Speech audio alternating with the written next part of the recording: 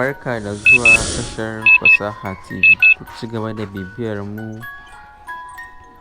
domin kawo muku sababbin shirye-shiryen faɗakarwa. Kada ka yi tunanin don Allah ya keɓance ka da wata baiwa, hikima, arziki, dukiya, ilimi. Ka yi tunanin ya fi son ka ne, shi yasa ya baka. Sau da yawa Ubangiji yakan jarabe mu ne da baiwar da ya yi mana, ya ga shin za mu gode masa ne ko za mu butulce masa. Akwai bayan Allah da yawa a cikin ƙasa da kake takawa.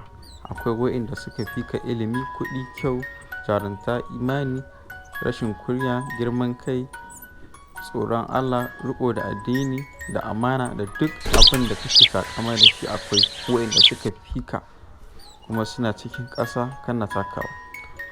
Duk suna cikin ƙasa kana takawa yadda ranka yake so.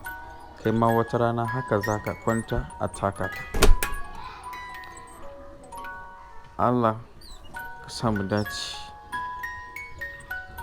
ƙara mana imani. Amin.